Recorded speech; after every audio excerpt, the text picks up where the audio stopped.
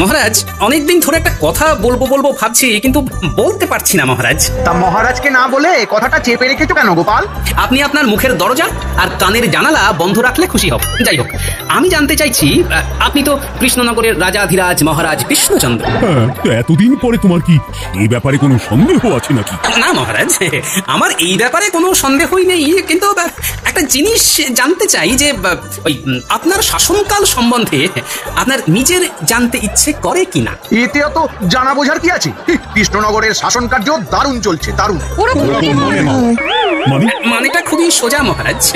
আমাদের রাজ্য ছাড়া অন্য রাজ্যের খবর নিলে জানা যাবে কোথায় কি হয়, আর তার নিরিখে কৃষ্ণনগরের স্থান কোথায়। তুমি মহারাজকে কি অপমান করতে চাইছো গোপাল? এই ধৃষ্টতা এই অধম গোপালের নেই মন্ত্রী মশাই, তবে ভালোরও তো ভালো আছে, তাই বললাম আর কি।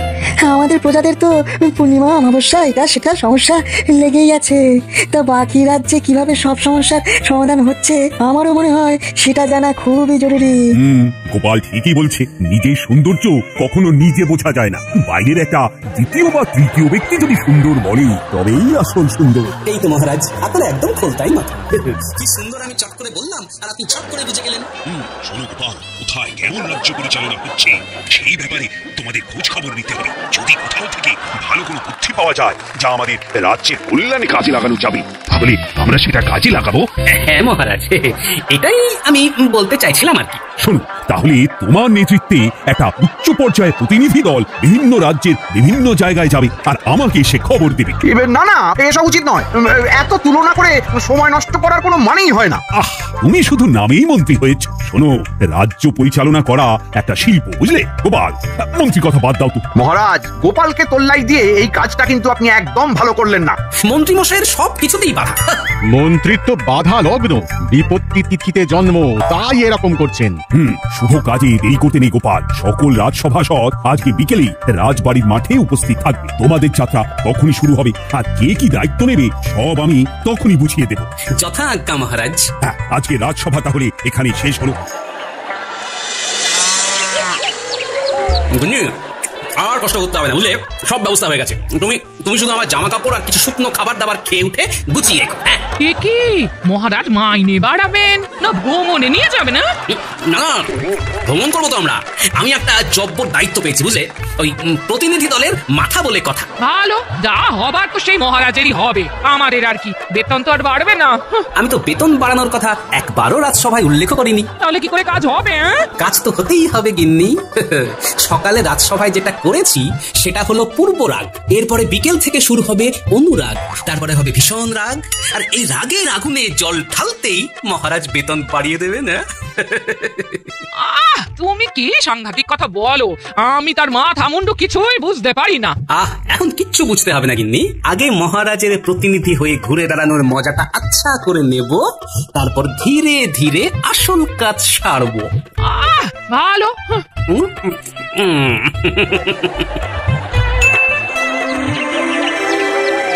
কি সবাই চলে এসেছে, কিন্তু মন্ত্রী এখনো এলো না কেন? আমার মনে হয় মহারাজ এই প্রতিনিধি দলের মাথা গোপালকে করেছেন বলে মন্ত্রী মশাইয়ের অভিমান হয়েছে। এসব ঠুনকো অভিমানের কারণ তো আমি কিছুই বুঝি না। ওই তো আমাদের মন্ত্রী মশাইয়ের ডান হাত চলে এসেছে। মন্ত্রী মশাই খুব অসুস্থ, দুমদাম শরীর খারাপ হয়ে গেল। আচ্ছা, এত অসুস্থ হলে কি করে হবে? এরপরে যখন অন্য রাজ্যের খবর কানে আসবে তখন তো মাথা ভোঁ ভোঁ করবে। সেসব কিছু জানি না মহারাজ, যাই হোক না। আচ্ছা শোনো, তোমাদের সবাইকে একসাথে পাঠিয়ে দিলে তো রাজসভার কাজ হবে না, আর রাজ্য রসাতলে যাবে। তাই আমি তোমাদের সকলের মধ্যে থেকে গোপাল, কবি, বিজ্ঞানী আর পণ্ডিত এই চারজনকে বেছে নিলাম। তোমরা চারজনে বিভিন্ন রাজ্য ভ্রমণ করবে, আর তোমাদের দলের মাথা হবে গোপাল। গোপাল দেখবে মূলত অন্ন সংস্থানের ব্যাপার, সভাকবি দেখবে বস্ত্র, বিজ্ঞানীর দায়িত্বে থাকবে বাসস্থান, এবং পণ্ডিতের দায়িত্বে থাকবে শিক্ষা। তোমরা অন্তত দুটো প্রতিবেশী রাজ্য ঘুরে 15 দিনের মধ্যে কৃষ্ণনগরে ফিরে আসার চেষ্টা করবে। যথা আজ্ঞা মহারাজ। আপনার মাথায় ওটা কি? ওরে জলপট্টি রে, জলপট্টি। আমার এখন উচ্চ রক্তচাপ, সারা মাথা টনটন করছে, ঝনঝন করছে। এত চিন্তা করলে তো আপনার জ্বর চলে আসবে। আরে জ্বর যাতে না আসে সেই জন্যই তো আগে থেকে মাথায় জল পট্টি দিয়ে রেখেছি। কিন্তু আপনি এত চিন্তা করছেন কেন? অন্য রাজ্যের রাজ পরিচালনা কেমন হচ্ছে সেসব দেখার দায়িত্ব তো গোপালের কাঁধে। আপনি আপনার ঘাট থেকে চিন্তার ভূত ঝেড়ে ফেলুন। সে কি এত সহজে ঝেড়ে ফেলা যায়? গোপাল আর ওর দলবল 15 দিন ধরে অন্য রাজ্যে গিয়ে কি যে করবে তা কে জানে।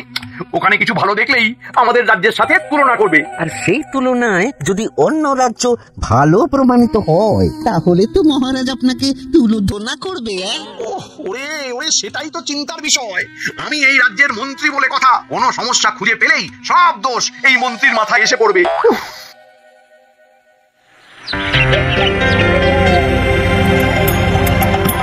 আরে আরে, কৃষ্ণনগরের সভাসদগঞ্জে সবাই আসেনি খাম্বাজরাজ, শুধু আমরা 4 জন মাত্র। আমি সভাকবি, বিজ্ঞানী আর পণ্ডিত। তা বিনা নিমন্ত্রণে হঠাৎ করে হাজির, কোনো কারণ আছে বুঝি? এ কেমন কথা মন্ত্রী? ওনারা আমাদের অতিথি, অতিথিদের সাথে কেউ এইরকম আচার আচরণ করে? ভুল হয়ে গেছে মহারাজ, আপনারা এত দূর থেকে এসেছেন, আসুন আপনারা অতিথিশালায় এসে বসুন, আমি আপনাদের খাওয়া দাওয়া আর বিশ্রামের বন্দোবস্ত করছি। কি গোপাল, দুপুরে আমাদের খাওয়া তো কখন হয়ে গেছে, কিন্তু তুমি এখনো খাচ্ছ? আর বলো না বিজ্ঞানী, পোলাওয়ের সাথে মাংসের ঝোলটা যা বানিয়েছে না, আমি লোভ সামলাতে পারিনি, তাই খাম্বাজরাজের রাধুনির কাছ থেকে একটু চেয়ে আনলাম আর কি। বিকেলে তো আবার মুড়ি তেলে ভাজা খেতে দেবে বললো। সেটাও হজম করে নেব। খাচ্ছে গোপাল, যাচ্ছে গোপাল, বাড়ছে তাহারে ভুঁড়ি, এখনো খাচ্ছে মাংস পোলাও, বিকেলে খাবে মুড়ি। গোপাল, তোমাদের যত্ন আত্মীর কোনো ত্রুটি হয়নি তো? না না খাম্বাজরাজ, কি যে বলেন। যাই হোক, আসার পর থেকে আপনার সাথে অনেক কথাই হয়েছে, কিন্তু জরুরি কথাটাই হয়নি। হ্যাঁ বলো গোপাল। আমার মনে হয় ওই আলোচনাটা একটু বাইরে হাঁটতে হাঁটতে করলে ভালো হয়। এত খাওয়া দাওয়া হচ্ছে, খাবারটাও হজম হয়ে যাবে আর কি। হ্যাঁ তাহলে তাই চলো, এই তোমরাও সবাই এসো। যত্র হটন্তি তত্র ভুঁড়ি কহন্তি। আমরা আসলে ওই মহারাজ কৃষ্ণচন্দ্রের প্রতিনিধি হিসেবে এখন বেশ কিছু রাজ্য ভ্রমণে বেরিয়েছি। বাহ, বেশ ভালো। মাঝে মাঝে এরকম ঘুরতে যাওয়া শরীর আর মনের জন্য খুবই ভালো। মহারাজের জয় হোক। মহারাজ, এই নিন আপনার দুপুরের শরবত, আপনি তো না খেয়েই বেরিয়ে পড়েছেন। কই দেখি দেখি। বাহ, বেশ মিষ্টি আছে, এই নিন। কি গোপাল, তুমি আমার শরবত খেয়ে নিলে কেন? পুরোটা খাইনি তো খাম্বাজরাজ, শুধু দেখে নিলাম মিষ্টি না টক। গোপাল, তুমি কিন্তু খুব দুষ্টু হয়েছো। কোনো ব্যাপার না, আমি আবার শরবত করে আনছি। থাক, আর লাগবে না। তাহলে আমি বাকিটাও খেয়ে নিচ্ছি। ভালোই হলো, জলের দরে ফলের দশ, মানে বিনামূল্যেই হয়ে গেল। ওসব বাজে কথা রেখে যেটা বলতে চাইছিলে সেটা বলো। গোপালের শুধু বাজে বকিতং বকিতং। আমরা 4 জন আপনার রাজ্যের 4টে বিষয় সম্পর্কে জানতে এসেছি। আমি অন্ন, বিজ্ঞানী বাসস্থান, সভাকবি বস্ত্র আর পণ্ডিত শিক্ষা সম্পর্কে জানবো। ও এই ব্যাপার, তা এই ব্যাপারে যে বা যারা তোমাদের সহযোগিতা করবে তাদের সাথে কথা বলিয়ে দেবো।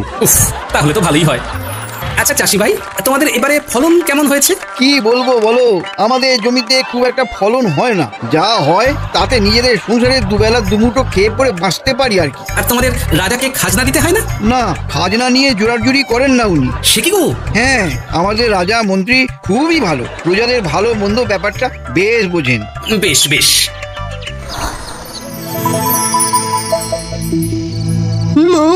তোমরা কত শাড়ি বুনছো গো?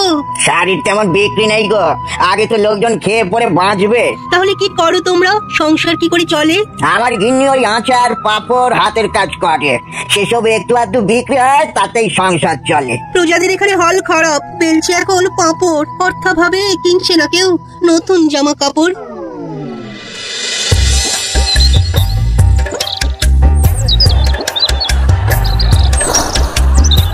আচ্ছা, সেই জন্য খাম্বাজ রাজ্যে নতুন বাড়িঘর হচ্ছে না, বুঝেছি। বেশ বেশ, আমি চলি গো।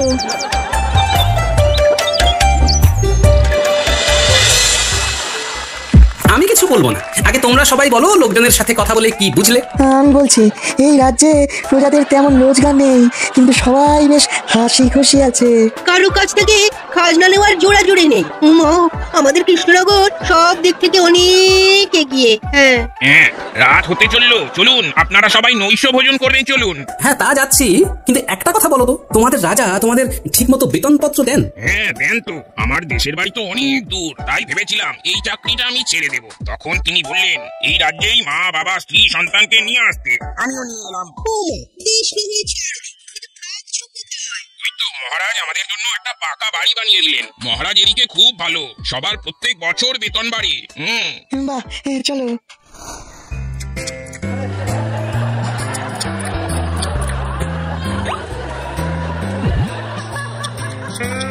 কি গোপাল, তুমি আবার আমার পাপ থেকে রসগোল্লা তুলে দিলে কেন? একটু দেখলাম রসগোল্লাটা মিষ্টি নাটক। এই কি আছো, গোপালকে ভরপেট খাওয়াও।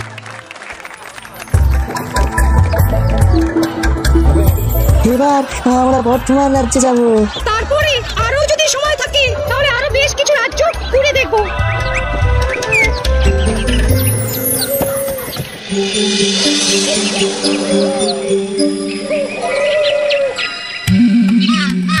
কি মন্ত্রী, এতদিন হয়ে গেল এখনো আমার পাঠানো প্রতিনিধি দলের কেউ তো এলো না। দলের মাথা যদি গোপালকে করেন তাহলে তো আপনার কপাল খারাপ হবেই। আপনি তাই চিন্তা ভাবনা ছেড়ে দিয়ে রাজসভায় চলুন মহারাজ।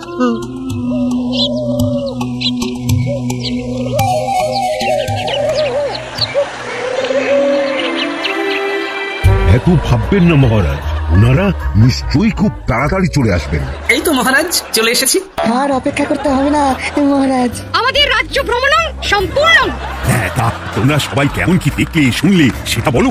মহারাজ, রাজস্ব আদায়ের দিক থেকে সব রাজ্যের থেকে এগিয়ে কৃষ্ণনগর। বাহ বাহ বাহ, সে তো ভালো কথা। তার মানে আমাদের রাজ্য প্রগতির দিকে আছে। কিন্তু মহারাজ, আয় কম হওয়া সত্ত্বেও অন্যান্য রাজ্য যখন রাজকর্মচারীদের বেতনের সঙ্গে মোটা ভাতা দিচ্ছে, তখন কৃষ্ণচন্দ্রের সভাসদরা ঘটি ঠুকবে কেন? কাজ না করে খালি বেতন বেতন করলে চলবে? অন্য রাজ্যে রোজগার কম, সভাসদের বেতন বেশি, আমাদের এখানে কম বেতনেই থাকতে হবে খুশি। আমার আর আজকে কিছু ভালো লাগছে না। যা কথা হবে আগামীকাল। তোমরা যে যার বাড়ি চলে যাও, আগামীকাল এই নিয়ে কথা হবে। মহারাজ, আজকে কিন্তু একটা হেস্তনেস্ত করতেই হবে, আমি বলবো না। মহারাজ, খাম্বাজ রাজ্যে, বর্ধমান রাজ্যে আমাদের মতন শিক্ষার সুব্যবস্থা নেই। থাকলেও পাঠশালায় ছেলেগুলো আসে না। আমার যদি বেতন না বাড়ে তাহলে আমি কি করে পড়ানোর অনুপ্রেরণা পাবো? ওমা, এক অবস্থা তাঁত শিল্পে মহারাজ। এখন তাঁতিরা পাঁপড় বেলছে, আর আমাদের সভাসদরাই যদি ভালো কাপড় জামা না পরে তাহলে তো একই অবস্থা আমাদের রাজ্যেও হবে। মাইনেটা বাড়ান না। হ্যাঁ মহারাজ, ওরা সবাই সত্যি বলছেন। আর কতদিন পুরানো বেতনে কাজ করব? বাজারের পচা শাক সবজি আর মাছ খেয়ে থাকবো নাকি? সেসব খেয়ে রোগ হলে আবার পাচনের খরচ। আচ্ছা দেখছি। মন্ত্রী, আমাদের কোষাগারের কি অবস্থা? মহারাজ, কোষাগারের যা অবস্থা তাতে বেতন বাড়াতে গেলে প্রজা কল্যাণমূলক কাজ সব বন্ধ হয়ে যাবে মহারাজ। ও বাবা, তাহলে তো বেতন বাড়ানো যাবে না। রাখুন তো মন্ত্রীর কথা। একদম বাজে কথা বলবে না গোপাল। মহারাজ এক কথার মানুষ, আর তাই বেতন বাড়বে না যখন একবার বলে দিয়েছেন তখন আর বাড়বেন না। আমরাও তাহলে ছাড়বো না। হ্যাঁ, আমরা রাজবাড়ির দরজার সামনে সবাই ধন্যায় বসবো, আমরণ অনশন করবো। হ্যাঁ, সকল রাজ্যবাসী জানুক আমাদের মহারাজ কতটা নির্দয়, আর তারপরে সবার সামনে মহারাজের নাক কাটা যাবে। চলুন সবাই ধন্যায় বসি।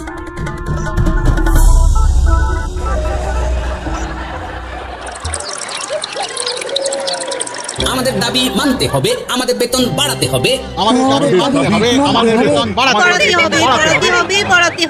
ন্যায্য ভাতা দিতে হবে, নইলে আমরা আমরণ অনশন করব। দিতে হবে। আমার কিন্তু খুব চিন্তা হচ্ছে মন্ত্রী, এরকম সব রাজসভাসদ যদি ধর্নায় বসে থাকে তাহলে তো রাজ্য লাটে উঠবে। মহারাজ, আপনি নিজেই নিজের বিপদ ডেকে এনেছেন। গোপালকে আর 5টা রাজ্যের খোঁজ নিতে বলেই এইরকম দাবি করার সুযোগ করে দিয়েছেন। কি বলেছো মন্ত্রী? দেখুন মহারাজ, অনশন আর কদিন করবে? কদিন আর না খেয়ে থাকবে? খিদে পেলে সুর করে অনশন আন্দোলন তুলে রাজসভায় এসে বসবে। এইসব যাত্রাপালা দেখে ভেঙে পড়লে চলবে না মহারাজ। ন্যায্য ভাতা দিতে হবে, আমাদের দাবি মানতে হবে, আমাদের বেতন বাড়াতে হবে।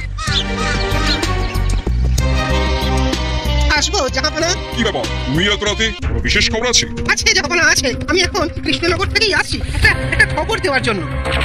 আমাদের দাবি মানতে হবে, আমাদের বেতন বাড়াতে হবে, ন্যায্য ভাতা দিতে হবে। দিতে হবে। কি এত বড় সাহস? ঠিক আছে, আজ এক্ষুনি দুধ পাঠাও, আমি সব খবর চাই। ঠিক আছে জাহাপনা, আমি দুধকে এক্ষুনি ওখানে পাঠাচ্ছি।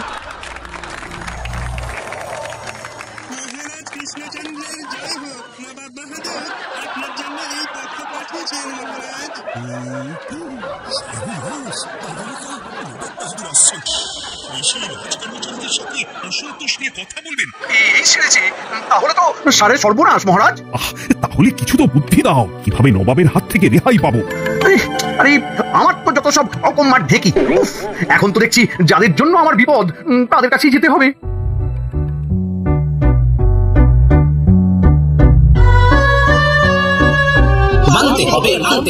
ও গোপাল, তোমাদের এই ধর্ণা আন্দোলন বন্ধ করো। এই খবর নবাবের কাছে চলে গেছে। উনি আগামীকাল সশরীরে এসে যদি এসব দেখেন, তাহলে আপনার গদি নড়ে যাবে, তাই তো? কিন্তু আমরা আমাদের আন্দোলন চালাবো, দাবি না মেটা অবধি চলছে, চলবে। না না না, এরকম করো না। কিছু একটা উপায় তো বলো, নইলে আবার গদি ডুবে গেলে তো নবাবও যে তোমাদের মোটা বেতন দেবেন তার কোনো ভরসা নেই। ঠিক আছে, এত করে যখন বলছেন তখন আমার একটা উপায় আছে। কি উপায়?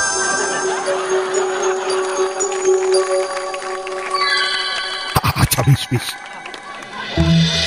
কৃষ্ণচন্দ্র, শুনলাম সব সভাসদ ধর্ণা করছে, অনশন করছে। না, আমরা ওসব করছি না, আমরা রাজবাড়ির কাজ করছি। এই যে আমি দরজা জানলা পরিষ্কার করছি। মহারাজ, রান্না হয়ে গেছে, আমি খাবার ঘরে গিয়ে খাবারটা রাখছি, কেমন? আচ্ছা বেশ। দেখি, রাজ সভাসদরা তো এসব দাসীদের কাজ করছে। ওরাই করতে চায় আর কি। আপনি একটু বাগানটা ঘুরে আসুন। আচ্ছা।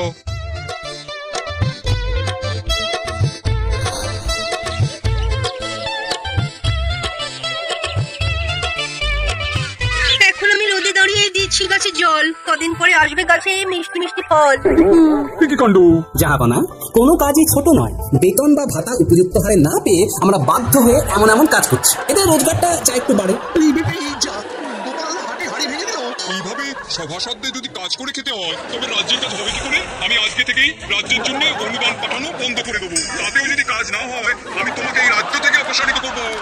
বাবা, এরকম করবেন না জাহাপনা। তাহলে আজকে থেকে এই সবার বেতন বাড়াও, আর যাদের যা কাজ তাদের তা করাও। কি কখনই যে চার মূর্তিকে ভিন রাজ্য ভ্রমণে পাঠালাম।